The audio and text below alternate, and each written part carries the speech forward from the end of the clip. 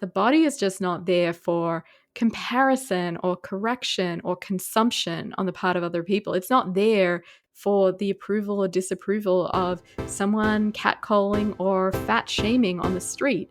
Your body is for you.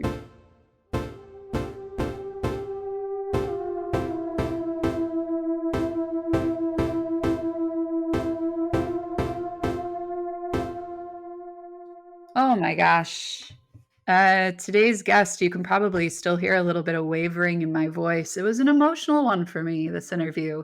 We talked today to Kate Manne, who is, among so many other things, a professor at Cornell University and an author of a book that I can't quite get through yet because it's speaking to me so profoundly. It's called Unshrinking: How to Face Fat Phobia.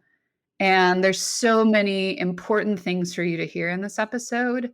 One that I really want you to take with you is your body is your own. It is for you and it is for no one else. And I know if you're anything like me and you're a human living in the world, you are getting messages all the time about what your body should look like and what you should be doing to get the body that it should be.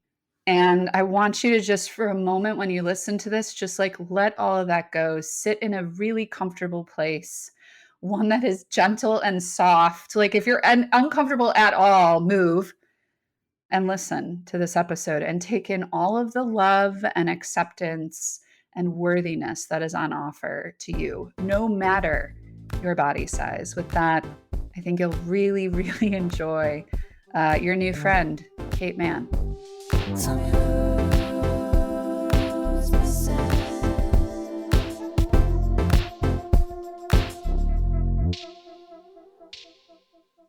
So I was just on your Instagram and I was taking a look at your house and sort of like zooming in. I did, Kate. I'm sorry. Zooming in on your artwork.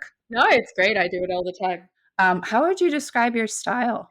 Definitely whimsical. I like whimsical animals. Like I'm very into cute art because so much of what I do is really grim that I love my house to look kind of cute and fun and whimsical and not too serious. Like it has, this is a more serious mask room, the study, but a lot of it, yeah, is like lighthearted etchings and social philosophy meets liking cute animals vibe. Does that translate into what kind of media or like entertainment experiences you like to have? Do you like to, Well, or no? Are you dark and deep? no, it does. It depends. I mean, if there was enough really good quality lighthearted television, then I would that's all I would watch is lighthearted, Yes. but it's hard to find, and so we've been watching, say, True Detective, so I will, go for the, darker stuff if it's worth it. What about stand-up comedy or like sketch comedy or comedy in general? Unless it's by Hannah Gadsby, I'm not. Shout out to the She's homeland. so wonderful. Yeah, they are an amazing, sign of all, that Australia has to offer in terms of feminist, queer, autistic talent, so, yeah. Great shout out. So I was talking to a client before I came on, and I noticed my palms were a little sweaty. I'm just very excited to meet you. Oh. I don't get sweaty palms very often, but it tells me that it means a lot to me. And I'll tell you, I might cry. We'll see. But I was telling this client, she's the head of recruitment and development at a very, very large company. And I said, I'm going to talk to this person. And she said, "What's the name of the book?" Unshrinking. And she takes a pen and she's like, huh. And then I said, "Look, I've seen Kate on a number of things, and the book tour continues. And I kind of just want to talk to her as one fat girl to another." Yeah, totally. And I had the experience. The other woman started to kind of get emotional too, and she was like, "Wow." At first, and I appreciate that you're reclaiming the word fat, just as you are, Yeah. the queer community has reclaimed queer. Um, but just from one, like, mid-40s woman in the Midwest reading I had to kinda stop reading it after a little bit and just sort of take my time with it because it's a lot to confront, to hear your story and then to also have so much trauma because of what we look like. So, hi, I'm so happy to be with you. It's so wonderful to be with you, and thank you for sharing that. It means a lot to me, and I'm just, feeling all the solidarity, really, and glad to be in community. So, can you tell us what it was like for you to be a fat girl? Yeah, I mean, I wasn't especially self-conscious until I began to attend an all-boys school in my penultimate year of high school, Uh-huh. and that was a trip, I bet. as you can probably imagine. I mean, it's not that I felt great about my body before then, but my family was supportive and I was more focused on other things, and it wasn't Mhm, top of mind, I would say, that I was a fat girl. The teasing always really bothered me, but I was able to put it behind me when it happened. But then when I entered this school environment that was so male dominated and where the form that misogyny took was weaponized fat phobia against my body. And I was a chubby teen. I wasn't very fat. I can only imagine how mhm, bad things would be for someone who is very fat in that environment. But it was still enough to make me the object of scorn and derision and just outright derogation. I had fat bitch scrawled on my locker, which was mhm, also doused with fish oil to indicate how disgusting I was. I was at the local high school leavers assembly where you get those prizes, the superlatives, person most likely to blah, blah, blah. I was voted the person most likely to have to pay for sex mm, for the rest of my life. And it felt so shaming and it was so scarring. And ever since then, I have really harbored a lot of body shame. And I then became a genuinely fat adult who mhm, had to navigate this. And I should say, I identify now as a small fat person. I've been much larger in my life. And yeah, it really haunted me, this sense that my body was wrong, mm, that it made me someone who was fundamentally either undesirable or maybe even more than that, maybe fuckable but unlovable. mhm. Yeah, I relate to I just had therapy today, and I also wanna be clear, like, my tears are not, like, grief over being fat. It is true feeling seen. It is that experience of, like, my experience is one of many people, and not just people at the bowels of society, which is where we put fat people. But fat people are everywhere, Of and course. right? And I think there might even be listeners who are like, "Fat phobia? What? Is this an ism?" Like, wait, Mm, racism, mhm. misogyny, I get those things, we're talking about those, but what has been the reaction just to naming fat phobia as a thing? Does it feel new to you? There's a lot of hostility to it, I think you're exactly right, and it's not for lack of fat people. As you said, we're everywhere. I mean, it's upwards of 70% of us, based on CDC statistics, have some claim Mhm, to be fat, mhm. given our BMI, which we can get into how Right. horrific the BMI is and how misleading and so on. But yeah, about 70% of Americans are overweight or obese, according to the notoriously problematic BMI charts. And yet our ubiquity hasn't really tempered the hostility that we face. Mhm, And I think a lot of that is because there is this sense that it is not an important form of prejudice, that it's just a reflection of the obvious fact that we're unhealthy and doomed to die of fatness and can and should lose weight, which I think both of these parts of the argument have to be broken down and disputed, because weight is just not as malleable as people believe. mhm, Lots and lots of people, maybe most, can lose a modest amount of weight in the short term through diet and exercise. but the weight comes back really inexorably for the vast majority of people. Mhm. And between one third and two thirds of people who go on a diet and lose weight will regain more weight than they lost within a 5-year period. So when you look at the statistics and you look at the fact that for the vast majority of people, upwards of 90%, maybe more like 95, 98%, they're not ending up lighter than they started. And probably a majority is ending up heavier than they started. It no longer looks like weight loss is feasible or practicable for the majority of people in the way that we've been told to, at least via diet and exercise. Mhm. And so, yeah, part of it is this myth that people can minutely control their weight, which is really not true. There's also, I think, this really shame-faced attitude that so many of us internalize when we are larger. And for listeners who are wondering, I use the terms fat completely neutrally and non pejoratively, and I use it interchangeably with someone who lives in a larger body or is a bigger person. Mhm. All of these being just, for me, now neutral ways of referring to ways of living in the world and having a body, which are perfectly valid and great ways to have a body, in my view, in my book. But yeah, there is this sense that because we're so mired in shame, we don't necessarily have that political solidarity, that coalition forming between and among people who are larger.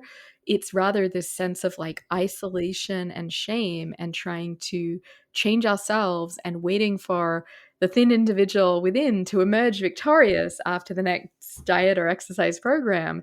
And so we're not necessarily thinking, look, I am just a larger person and I need to be in solidarity with people who are my size and larger, who Mhm. probably have things even worse in the fat phobic world we occupy. And that's the kind of step that I wanted to explore taking in this book in the tradition of fat activism. Mm. So I cut my teeth very early on the internet with the fat activism of the early 2000s, and it was so liberating and so empowering. And so I really see myself as part of the tradition that has been spearheaded by people like Kate Harding and Marianne Kirby and Leslie Kinzel. And yeah, that tradition is so rich and so important, but it hasn't necessarily gotten all the political momentum it deserves Mhm. because of that shame and isolation that many of us are living through and with, thinking that our bodies are the problem and our bodies are the ones that are wrong, not the fact that we're wronged bodies, not Yeah. bodies that are just wrong and in need of fixing. We are feeling beings. We feel first, God willing, we have a thought after that, and then we act. Yeah. I mean, ideally, right? And I think this feeling of shame that I carried with me so long in my life, Kate, I was just waiting for someone like all of us to say, "Here's what you do to get rid of that shame," Yeah. right? Because it's so heavy and it's so secretive. And I too, like you, have lived in different bodies. Did you know bodies are supposed to change? Did you know that?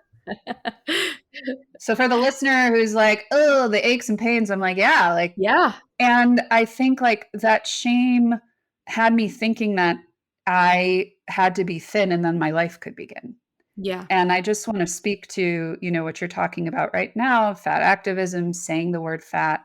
I thought if I followed a step-by-step solution that I would get the promises, I would be happy. And I wanted to kill myself, and I tried to. So I have the data, Kate, that says being thin ain't the ticket.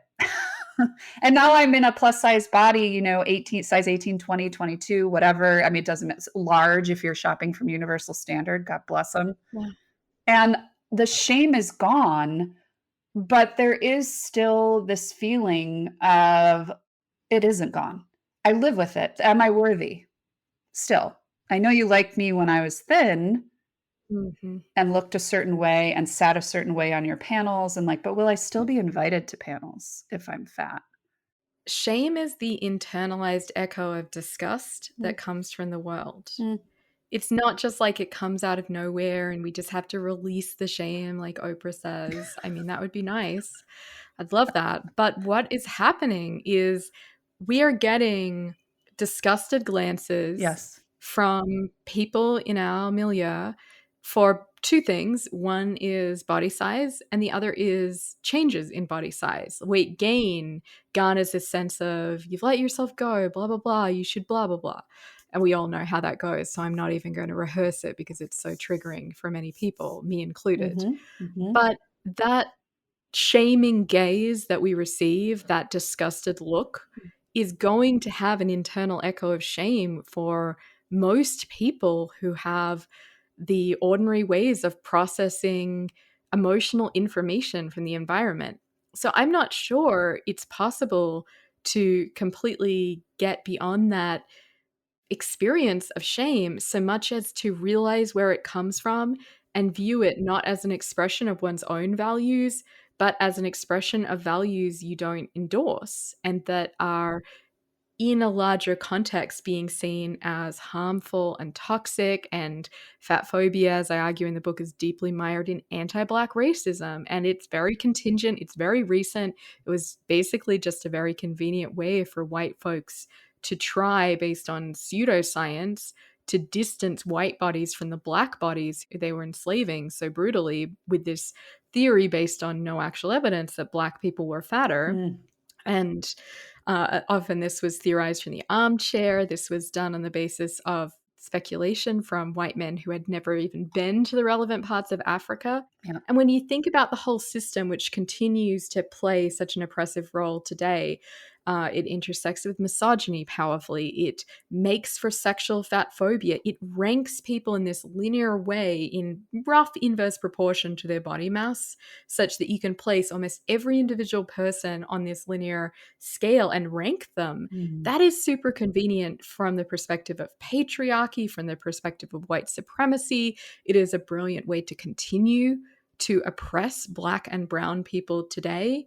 This has been shown brilliantly not only by Sabrina Strings, who I was invoking in that explanation of the roots of anti fatness and anti blackness, but also by the scholar Deshaun Harrison, who has shown that continuing to oppress large Black men has played a crucial role in police brutality and even outright state executions, murders by racist white cops of larger Black men like Michael Brown in Ferguson, like Eric Garner in Staten Island.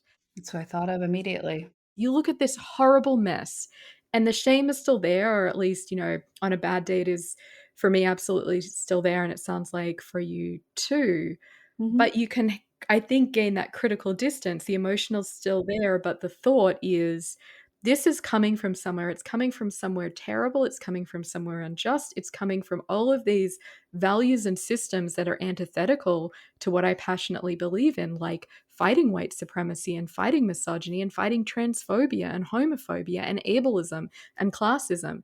So I hope that that helps people to actually replace eventually shame with a feeling of anger that they're mhm. being made to feel inadequate in their bodily being just because of who they are. Some of us are just larger than others, and there's absolutely nothing wrong with that. Body diversity is real, bodily changes are real, they're almost inevitable if we get the privilege of aging. And I really wanted to try to contribute to that important counter narrative that just says, the shame is understandable. It's nothing to itself be ashamed of, but it also isn't a reflection of what one should and, in many cases does actually value. I was thinking as you were talking, just what an intimate experience it is for all of us to be in our bodies, and Yes. how a lot of what you just talked about gets us into, right, thinking and systems and like it's when you talk about all the systems you just mentioned, I want listeners to sort of understand like this is by design. Absolutely. You mentioned white men. Okay, like, sort of decided that Black people were dangerous, and, you mentioning, that Black people are gonna be fatter, right? And, like, all these things that we made up, and then there's this real resistance to sort of, like, turning toward the truth, which also shame can't survive. Yeah. Yeah, yeah, yeah. So it's just like there's a part of me that wants to say, as we take in this information, curate your content, There's a lot of great content out there of people who are living in all sizes of bodies that are inclusive and, talking about it. But also, if you have that messaging in your head already, like, I know you didn't ask for it, but it's by design. Yeah, it's to keep you small and pliant and meek and quiet.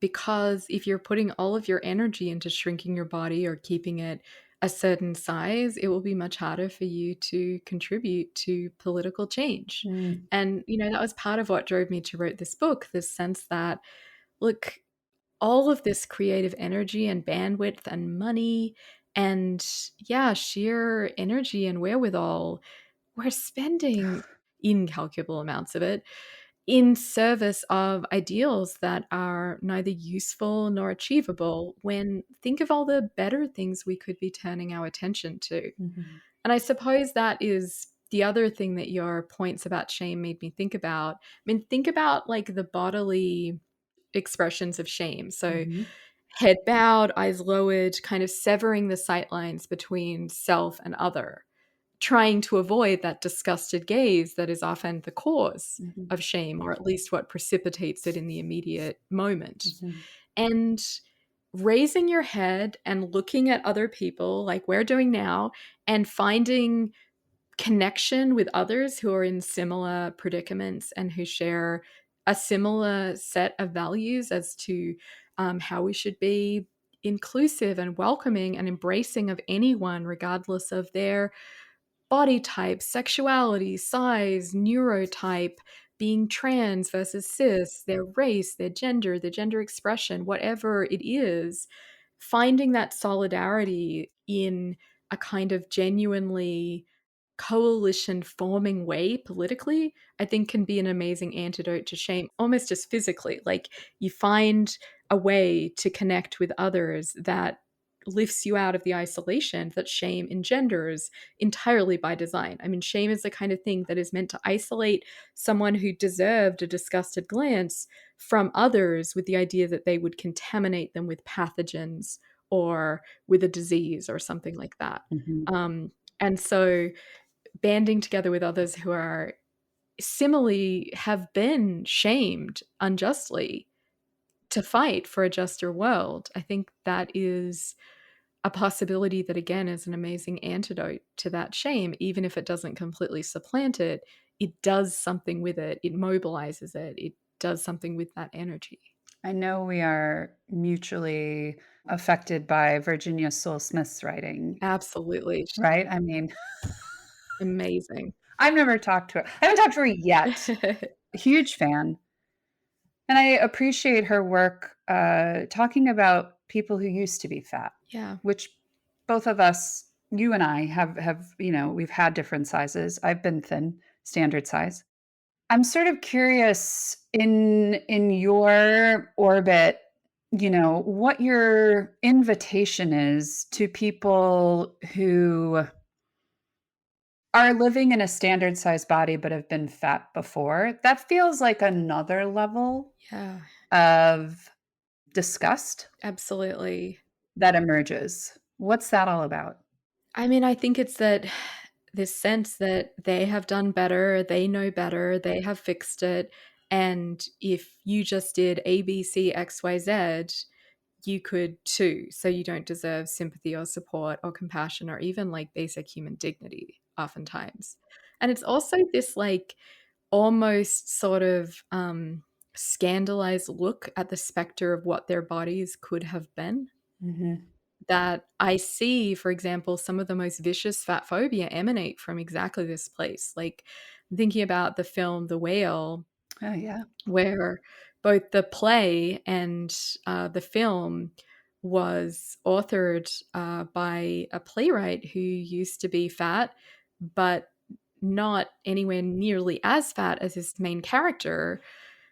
He has this sort of nightmare vision of the person he could have become, a 600-pound person who is conforming to every stereotype about fat people in the book, binge eating, which I know many people struggle with, but it's something that some thin people struggle with. And it's also something that the prurient depictions of didn't do justice to the fact that binge eating is often rooted in restriction. It's not just like eating way too much, way too fast. It's comes from a more complicated place.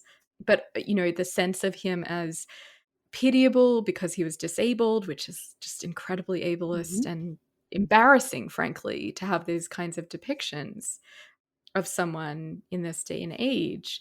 Um, but yeah, again, this kind of nightmare vision of the body you could have had really does animate some pretty distressing fat phobia that I think one would hope that formerly fat people were more responsible and responsive to the actual realities of being in a fat body, but often they want to turn away from that and not face it. I get it. I get where it comes from, but it's pretty terrible. Emily's conversation with Kate Manne will continue after a short break.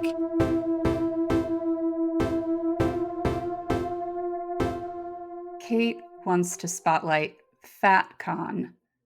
This event is centered around the themes of body acceptance and body positivity, while acknowledging that these themes are part of a broader spectrum. The event that happened in Philly in 2023 debuted in Seattle this past January 2024. We can only hope there's more to come. I've never been to one, so it's just more in the vein of something I would love to do when I get a little less COVID cautious. But it's basically just these conferences that celebrate the fat body, lots of sessions for like inclusive wellness and fitness for fat bodies for everybody. Lots of inclusive fashion, people being able to take in clothing that no longer works for their bodies and swap them. There's lots of discussions of like how to think about fat sexuality in a really positive and liberating way. I've always just thought these are really cool initiatives that do that thing that we talked about, Emily, of helping people lift their heads out of a potentially shame filled stance and like see each other, find community, and like go forward together and change the world. The events feature keynote speakers, fashion show, vendors, all geared towards generating fat joy and informing the fat experience. Learn more at fatcon.org.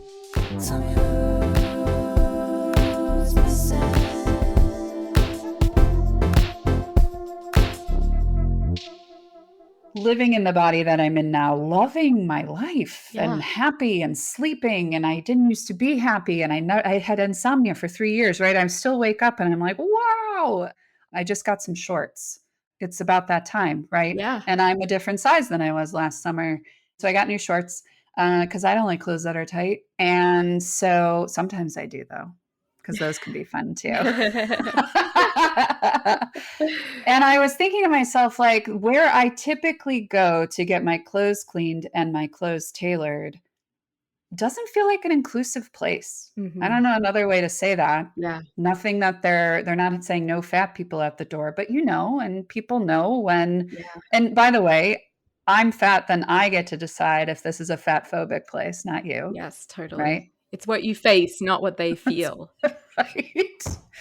And so I reached out to someone who had posted in a working women's group that I'm in that I'm an inclusive tailor and seamstress, and I was like, that's what I want. But that's the thought I had is like, this won't be easy for me.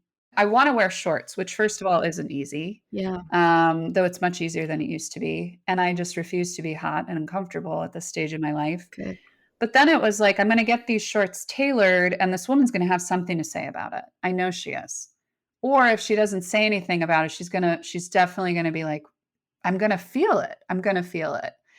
I say that to say, I think part of what I would love for everyone to do is to try reading this book. I don't think a lot of people have thought about it. I just don't in my life. And I think, here's what I say. If I were to say to someone, I'm a fat person, they'd be like, Emily, you're not fat. You always look great. And I guess it's for me, even just talking to you feels like really, am I really doing this? Am I really saying like I'm fat? Um, It feels pretty audacious. Yeah. Yeah? I had that experience when I kind of came out as fat like 3, 4 years ago, for sure. How do standard size people fit into this conversation, do you think? Yeah. I mean, I do think that there is this really big problem in building solidarity of this kind, partly because their natural reaction, like forget the like Samuel Hunters of it all, like forget the really obnoxious, I'm going to be horribly fat phobic because I was once somewhat fat and so I'm going to imagine a whale. um think about the straight sized person who's like trying to be supportive and says things like, yeah, you're not fat, you're pretty, you're not fat, you're intelligent, you're competent, you're an amazing mom, or whatever it is. It's like the implication there is so offensive.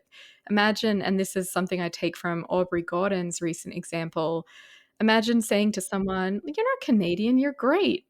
You're not Canadian, you're intelligent, you're beautiful, you're a great mom. It's like the implication is being a Canadian is terrible Mhm. and is antithetical to all of those qualities. So this is something I take not just from Aubrey Gordon's amazing work, but also from Virginia Soul Smith's really brilliant notion of how to have the fat talk with your children Mm, is no matter what your size, but maybe especially for people who are straight sized parents or have straight sized children, to be able to say, being fat is actually compatible with every wonderful quality that we value in other people. mm, And we don't contrast being fat and smart or sexy or beautiful or cool or caring or competent in what, continue on the list. mhm, We think of these as, again, being fat is just a way to have a body. People's bodies naturally differ. There always have been fat people. There always will be fat people, and every other kind of body diversity, including disability, including being trans, including endless racial and ethnic diversity and different sexualities and ways of expressing that sexuality and gender identity too. Being fat is just a way to be embodied, mhm. and that it's not something to shy away from talking about or thinking about or instantiating. That is really important, and it sort of starts with not having the "you're not fat, you're blah, blah, blah" conversation that is well-meaning, but has really bad implications, actually. In my current relationship, hopefully forever, he's so great. I was a different size when we met. My body was in a different place. I was also mentally in a different place. And I remember someone said to me as I was noticing that I was gaining weight and feeling a lot of fear, Yeah, like, oh man, the shame dial turned way up in this particular season. yeah. This person said to me, and it was a person I really looked up to and admired. She said to me, he loves you now and he'll still love you if you're fat. But don't do that to him, you Whoa. know. Which right, and this is I say it because it's like I know there's a lot of people that think that. And I want to say that the body we're in, I mean, it's my body. You talk about this a lot in the book, Body Autonomy. What we do with it and who we let touch it and everything else. But this is not, and Virginia talks about this too, like this is not like for anyone's pleasure. You know what I Yeah, mean? Like, or for anyone's, you said disgust, but for anyone's objectivity. And so I guess, as we think about relationships and especially intimate relationships, um, what I'm thinking about, especially for a teenage girl or a teenager listening, right, and doing all this exploration. You like what you like, and what's attractive is attractive. But what do we message to teens about intimacy and different bodies? And I see it all the time where people are panicking because there are kids talking about food and restricting. And like, I yeah. hear it in my own house where it's like, that's healthy, that's not.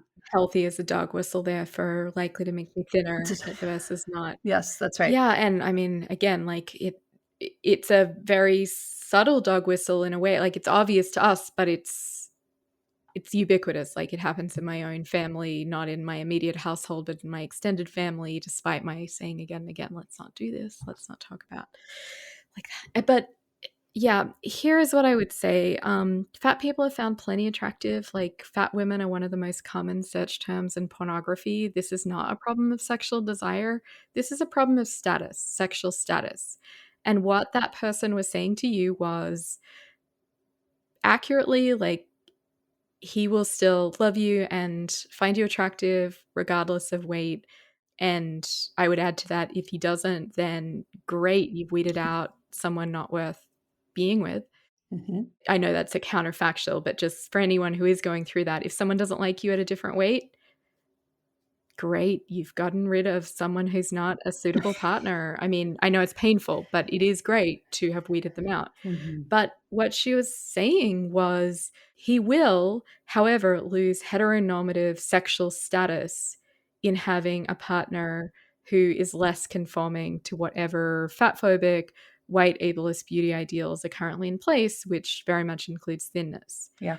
And the troubling part of that is not that there's no truth in that observation. It's that imagine endorsing that system and being like, don't do that to him by existing in the body that you actually have and that is going to body. It's going to change. It's going to evolve. That's what bodies do if we're lucky to have that privilege of aging. But the idea that he was actually entitled to a particular amount of sexual status that you currently conferred on him, and that for most women as we get older past the age of 30 it tends to pretty linearly decline, that amount of sexual Mhm. status that we lend to a man who we're in relationship with if we're in heterosexual relationships with. The idea of saying the men in this arrangement should actually be given this constant level of sexual status in this entirely bankrupt, toxic system that is harming so many people. It's harming anyone who doesn't conform to these dictates. It's harming everyone who will decrease in sexual value according to its norms. And Mhm. like in service of white male entitlement, whatever male entitlement it can be, it's often racialized, but it is not inevitably so. But as I argue in the book, we have a particularly vivid sense that, yeah, white, non disabled, wealthy, thin men, and again, not commenting on your particular partner, I have no idea Mhm. who he is or what norms he conforms to, but those are the men who we safeguard their entitlements. We're so jealously Mhm. guarding whatever we perceive that they have and guarding them against loss. And that includes loss of the hot woman who has to be thin.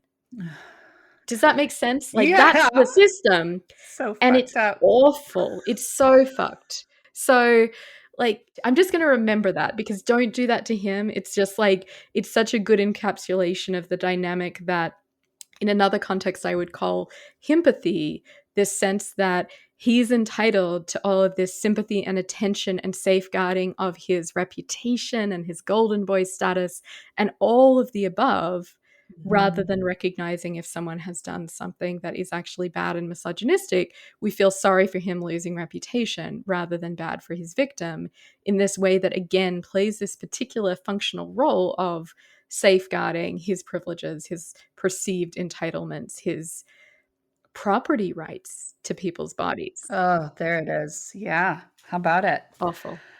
Oh my gosh. Okay, so I want to leave with like I have like I have two more thoughts. One is I would just love for everyone to consider not commenting on what people look like or what they're eating. 100%. Um Ever. like ever. Like if you just walk away from this podcast with one invitation, that's it. Yeah. I know you're going to think things. I'm going to really challenge you to like just stop there and not go to action. That's your inside thought. That's for inside your head. And yeah, you can just not talk about it at all. At all. That's an option, and we'd love it. Collectively, I think as a species, Yeah. I want to talk about how you feel in your body today. Just like what is it like to be Kate today? I mean, I talk about this in the book, like I'm Your hair looks great. How do you feel about your hair? I got my hair done for a photo shoot about a week ago, exactly a week ago, and I feel great about it. Thank you. Good. Okay. That's all I'm going to ask about your appearance. Go ahead. Yeah, it's kind of long these days, which I'm enjoying. I always feel like as I get older, I should shorten my hair, and then I do, and then I'm like, "Oh, I don't feel like myself as much." So but that's the thing, body positivity for me has never worked great. I love it for anyone for whom it works well, but for me, it always feels a bit toxic and a bit, like, oppressive almost. You have to be positive. You have to feel great about yourself, and, um, I also find body neutrality by the same token a bit wan, a bit lackluster. So the option that I like really is instead of thinking about neutrality or positivity, which really are only on the table because the prospect of negativity is so salient, the thought that I had in writing this book was why not throw out the scales, the rankings, the implicit quantification of all of this? Why not throw all of that out the window? And the mantra that became important to me was my body is for me, your body is for you, and so on and so forth for everyone in the world. And so this idea is that the body is just not there for comparison or correction or consumption on the part of other people. It's not there to confer on another person, such as a sexual partner's status. It's not there for the judgment of a parent. It's not there for the approval or disapproval of someone catcalling or fat shaming on the street. Your body is for you, and your own perspective on your body is the only one that matters. And for me, when I take that perspective up, a lot of my self-criticisms and judgments and feelings just fall away. I had the experience just today of going to my doctor and him talking about how I have been much heavier than I currently am, and I must feel so much better now in my body. And I was pleased with myself that I'm bad at standing up to doctors even to this day because I'm reliant on them for care. And even as someone who at this point considers myself healthy and is non-disabled and doesn't require a whole lot of care, I just feel that vulnerability very intensely at the doctors. And so I don't tend to read them the riot act or talk about fat phobia. I find that really hard to do still. It's something I'm working on. But I said to him, you know what? I actually don't feel different in my body. I felt great at a much higher weight, and I still feel good. I don't think I feel quite as good because I think I lost the weight in a way that was pretty unhealthy and was hard on my body and my metabolism, but I feel pretty good now. And, it is easier to navigate a fat phobic world in this body, but that's kind of it. I felt pretty good 60 pounds ago. Yeah. And he was like, "Huh," and just moved on. But I hope that planted a small seed. If my body is for me, and for many of us, when we think not of ourselves as objects, but as subjects, we either feel pretty good actually about our bodies, or we then can focus on the things that actually matter, like, I would love to be free of this pain in my shoulder, or how can I work on this with a size inclusive physical therapist? So, yeah, I would say that the mantra, my body is for me, has really helped me have a perspective on my body that feels pretty freeing, ironically, pretty positive. But because it's not relentlessly positive, it also gives me some sense of liberty within that to have moments of shame, moments where I've internalized messages I don't endorse, but I can distance myself from those thought processes. Yeah. Oh, I mean, I feel so much love right now. I just feel so like there's nothing that needs editing or changing in anyone. Yeah, I mean, it exactly. just is happening. Exactly. And the last thought that I want to share is like one thing that I believe is you can't hate yourself into a version of yourself you love. Yeah, that's completely true. So, and I'm going to come back to this over and over again, Kate, about just the energy, the exhaustion of trying, right? All these ways that are blunt instruments to get to somewhere. Yeah. And the softening of all of that, fat people get to feel soft all the time in some ways. But like I mean, that's the part of my body that I sort of love is my soft. Yeah, I mean, I'm touching same. like my legs right now, my belly, and it's like, I love this body. So you, I will say, have helped me immensely with just, talking about it so openly and not being worried about what other people think or as much, or being prepared for the oversimplification of looking at me and what it must mean if I've gained weight, and that it must mean I need help, and it must mean like I'm in a tough spot, and it must mean all these things. And I just want to say, like, truthfully, and I could cry about this too, I'm the happiest I've ever been, and I'm in this body. That's so great. Yeah. So the data is just, it just doesn't match, but it's No, wild. it that's completely right. Yeah, I mean, people have different feelings about Mary Oliver. I really like Yeah, her, I and do too. the idea that, resonated with me that everyone quotes, but it's just so good that I have to say it, the idea of letting your soft animal of a body love what it loves, and that was, like, one of the thoughts that kept me from weight loss surgery is my body is a soft and comfortable place to be. And yeah, I think embracing that softness, that lushness, that irrepressible flesh that Mm, just doesn't need to be seen as something to excise. I've been reading Kat Bohannon's wonderful book Eve that talks about fat is an organ, especially for women. It's kind of an extension of the liver. It like does all this amazing stuff in terms of like, filtering out toxins and blah blah blah. It's like I can't follow the science of it exactly, but it's the idea that fat can just be like leached off your body and the more the better. That is an ideology. It's not a fact. And yeah, loving your softness, embracing your softness, and seeing your fat as actually doing cool things in the world, including alienating small, bitter men, as Lindy West put it, who are so deflated by women's fat bodies. That's another God. useful purpose, like fat as a social organ, like in social communication. There's something to that too. How are you feeling toward your book? Like when you see it and when you talk about it? I mean, I'm so proud of it. I'm so proud of her. Yeah, yeah, It was a tough moment to bring out this book because, everyone is sort of in the media on the Ozempic bandwagon, and there is this sense like, "Oh, this conversation is over. Fatness, we've solved it." So it was a difficult room to publish this book into. yeah. No one wanted what I was selling, everyone wanted Ozempic. But Mhm. that being said, I think there's a role for it now more than ever. It's just more of a niche role. It's kind of a book for the people who are, maybe going down this road and really ambivalent, maybe refusing to go down the road and being pressured to. I've Mm, heard from a lot of people who have said, look, I'm actually really comfortable and happy in my body, but I keep hearing from friends and relatives and doctors I should try these weight loss drugs. yeah. And your book helped me maintain my own sense of what my body needed. And that Mm, has been a real privilege. thank you, Kate. Thank you. Oh my gosh. Amazing. Such a great conversation, Emily. I'm so grateful for it. Thank you to author, philosopher, guiding light, and new friend, Kate Manne, for joining me for this episode. Links to Kate's wisdom, work, books, and recommendations are in our show notes and at who'smissingpodcast.com.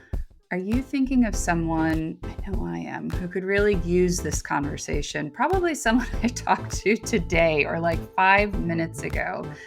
Follow that instinct and share it with them now. Copy the link, send it in a text, put it in the group chat, and say, you gotta listen to this and then we gotta talk about it. Thanks for listening.